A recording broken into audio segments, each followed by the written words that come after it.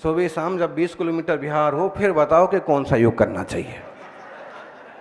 सब हल्दी पुर्जे जो ना, सब जो लोग चलते हैं, सब हड्डी पुर्जे सब फ्री हो जाते हैं।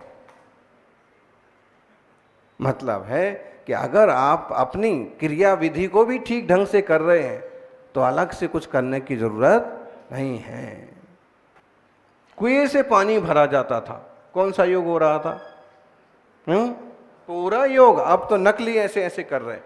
अरे वो कुएं से, उसमें पूरा असली होता है, और हार्ट और फेफड़े और सब का व्यायाम हो जाता है, पसीना बह जाता है, और कितने ही गोल मटोल हो, छरहरे हो जाते हैं।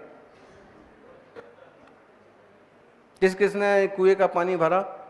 किस किस को कुएं का पानी भरना आता है? देखिए इतने कम लोगों ने कुएं भरा। ये छोरियों, पानी नहीं भरा कुएं का कभी? बताइए। कुएं का पानी भरने का आनंद ही अलग होता है।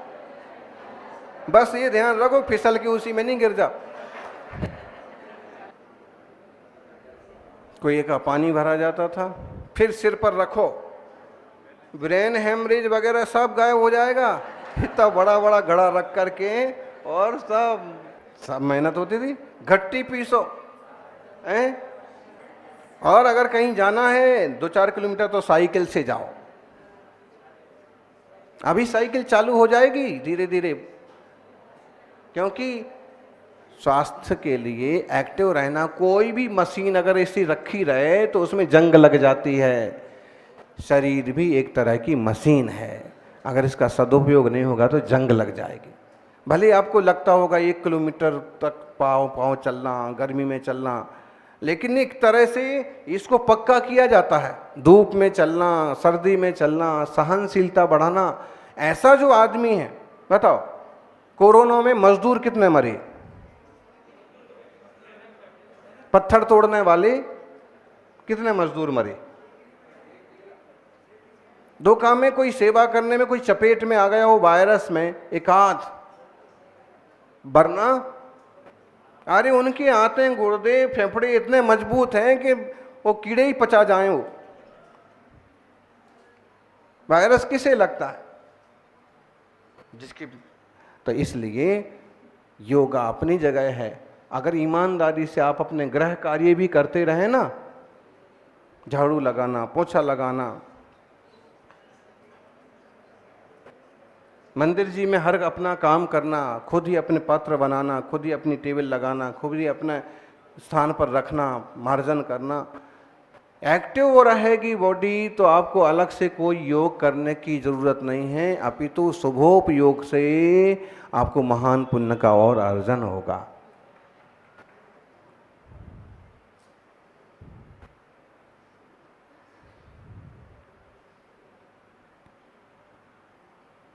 बाहरी अव्यवस्था होना एक समस्या है, और भीतर से उसका आकलन करके दुखी सुखी होना एक दुख है। तो दुख से बचें। समस्याओं तो चलती रहती हैं, परिस्थितियां तो बदलती रहती हैं। मना स्थिति आपने साध ली तो शांति बनी रहेगी। एक सेठ जी बीमार पड़ गए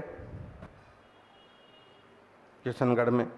कितना इलाज किया, कोई फायदा नहीं हुआ। सीटी स्कैन कराया, कुछ नहीं आया, कोई बीमारी नहीं है। बहुत लोग होते हैं, उनकी पूरी बॉडी चेकअप करा लो, बीमारी कुछ भी नहीं, फिर भी बीमार है। किस बात की बीमार है? प्रमादी, आलसी। एक्टिव हैं, एनर्जेबल हैं तो आपको दिक्कत ही नहीं है। देखो बूढ़ी बूढ़ी दादियां भी अपना सब भक्ति भाव से दौड़ती भागती करती रहती कि नहीं। और कई बार हट्टे कट्टे लोग भी बिस्तर पर पड़ जाते हैं, या तो मानसिक भ्रम पाल लिया कि मेरे से नहीं हो सकता, कैसे होगा, और या फिर शरीर को एकदम आराम तलब बना दिया। तो सेठ जी अच्छे हट्टे कट्टे बीमार पड़ गए, खूब उपचार किया गया, लेकिन कोई रास्ता नहीं निकला। अंत में एक वैद्य जी आए। तो सेठ जी बोले, देखो साहब, आपको जो उपचार करना सो कराओ, लेकिन अब और त्याग मत कराओ।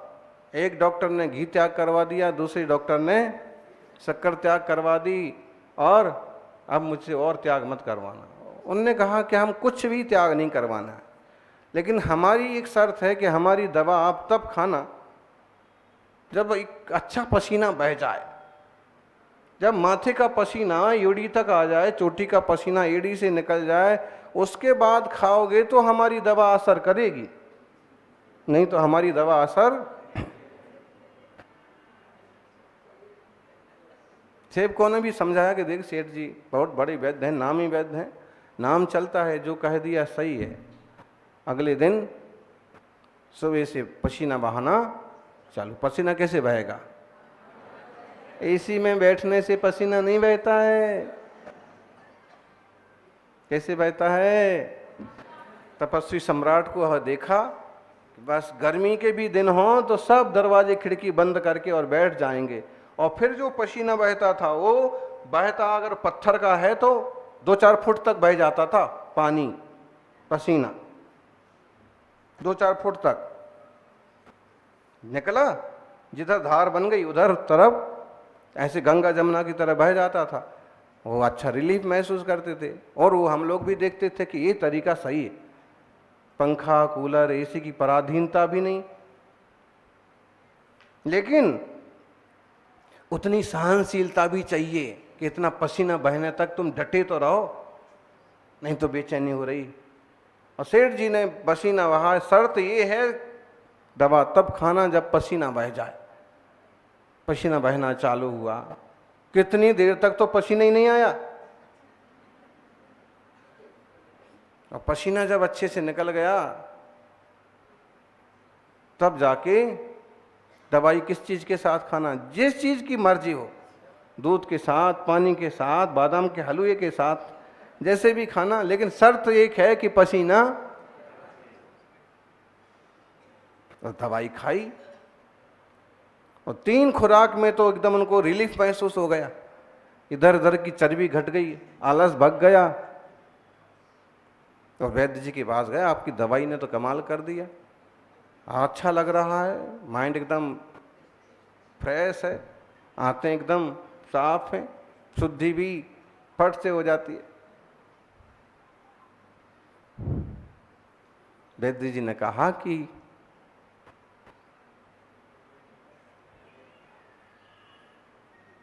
दवाई का चमत्कार नहीं है, ये आपके परिश्रम का चमत्कार है। पसीना बहना चाहिए, एक बार पसीना बहता है तो रोम खुल जाते हैं, स्वास्थ्य ठीक रहता है।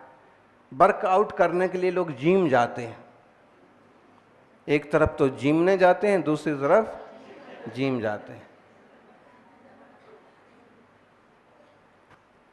पर ये चौचले करने की बजाय ना वो घर के ही काम करें, घर के काम कर लो। रोटी बनाते हैं ना, रोटी बनाना किस किस को आता है? 10-20 आदमियों को भी आता है, आना चाहिए। हम जब विद्यालय में पढ़ने जा रहे थे तो माँ ने कहा रोटी बनाना सीखो। क्यों? अगर कभी कहीं कोई नहीं मिला, स्थितियां कहीं उल्टी सुल्टी हो गई, तो तुम्हें ये तो पता रहेगा कि दाल साग कैसे बनती है, रोटी कैसे बनती है। स्वस्थ रहने के लिए तन का पसीना बहना जरूरी है, और आत्मस्थ रहने के लिए आत्मा का भ्रम निकलना जरूरी है। मन के जो भ्रम पाल रखे हैं, कसाय, विषय, वासना, ये निकल जाएं तो एकदम आनंद है। चाहतें, इच्छाएं, इन पर जितना कंट्रोल हो जाए उतना सुख।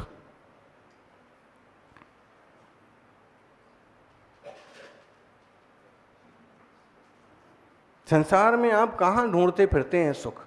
बाहर में होते तो अब तक सभी लोग सुखी ना हो जाते। सुख बाहर नहीं, बाहर में साधन है। बाहर में साधनों के अभाव से समस्याएं पैदा होती हैं। कई बार साधन के सद्भाव में समस्या पैदा होती है, लेकिन जिसने अंतर में स्थिर होना सीख लिया वो सुखी हो जाता है। अहम जिनमें कम होते हैं, अहमियत उनकी ज़्यादा होती है। इसलिए अहम और वहम निकाल करके योग का निषेध भी किया है ज्ञानार्णव में और सलाह भी दी है। बोले 27 बार नमोकार की जाप करो, 9 बार जाप करना है, 27 सांस में जाप करो।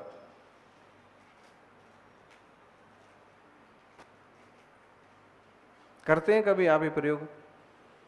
नमो अरिहंताड़म बोलें तो सांस लो, नमो सिद्धाड़म बोलें तो सांस छोड़ो, नमो आयरियाणम बोलते हैं तो सांस लो, नमो वज्जायाणम बोलते हैं तो सांस छोड़ो, रमो लोए सव्व साउड़म, नमो लोए में सांस लो, सव्व साउड़म में सांस छोड़ो। 27 बार, 27 श्वासोच्छ्वास में 9 बार नमोकार मंत्र होता है।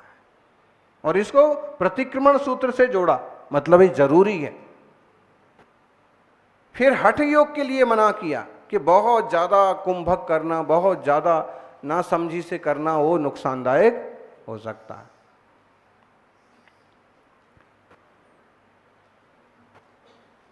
तो हमारे मुनिराज तो अभ्रावकाश योग, वर्षा योग, वृक्षमूल योग, आतापन योग, इस तरह के कठिन कठिन योग धारण और तप करते थे। आजकल के छोटे मोटे व्यायाम भले आप करो, लेकिन अगर आप ईमानदारी से अपने घर के, अपने प्रतिष्ठान संबंधी काम एक्टिव होकर करेंगे तो भी आपको ज़्यादा ज़रूरत नहीं पड़ेगी। अपनी बॉडी को एक्टिव रखें, अपने मन को एक्टिव रहें और अपने मन को धर्म ध्यान से जोड़ें। ऐसे कहा है, महप्पासो जोगेण दुरुप्पासो जोगदो परमप्पा अजोगेण तम्मा जोगम च साधया। 33 नंबर का। महप्पा सहो जोगेण, ये जीव जो है महात्मा कहलाता है। कब कहलाता है? शुभ योग से। खूब अच्छे भाव हैं, खूब अच्छे व्यक्ति। आप कहते महाराज जी ये तो संत पुरुष हैं। गृहस्थी के लिए भी आप क्या कहते हैं? किसी को गाली नहीं देना, कुछ नहीं करना, एकदम रोज सुबह शाम तक शेड्यूल टाइट है, सामायिक स्वाध्याय से फुर्सत नहीं मिलती। महात्मा शुभ योग से महात्मा बन जाता है। पाटनी जी, शुभ योग से महात्मा और दुरप्पा अशुभ योग, अशुभ योग हैं, उल्टे ही उल्टे चल रहे हैं। बस टांग खिंचाई करना, निंदा नालस्ती करना, उंगली करना, फिजूल की चीज़ें पैदा करना, गड़े मुर्दे उखाड़ना, ये क्या हो गए? अशुभोपयोग वाले। अशुभोपयोग वाले दुरात्मा हैं। दुरात्मा यार बेकार आदमी है, इससे बात करने जाओ तो पता नहीं कहाँ कहाँ की बातें उखाड़ता है, जबान पर लगाम नहीं है इसके, बोलते ना। तो अशुभोपयोग से दुरात्मा है, वही आत्मा है, वही आत्मा को दुरात्मा कह दिया, खोटा। और कहते हैं परमप्पा अजोगेण, शुभ और अशुभ के पार हुआ तो परमात्मा। अयोग से कैसा हो गया? परमात्मा। अयोग, अयोग मतलब मन भी नहीं, वचन भी नहीं, काय भी नहीं, केवल आत्मा की स्थिरता। वो श्रेणी आरोहण वाली दशा, शुद्धोपयोग वाली दशा, और वो शुद्धोपयोग वाली दशा जीव परमात्मा। अपन को भी परमात्मा बनना है तो अशुभोपयोग से बचें, शुभोपयोग में लगें। कल भावना। जय बोलिए 24 तीर्थंकर भगवान की।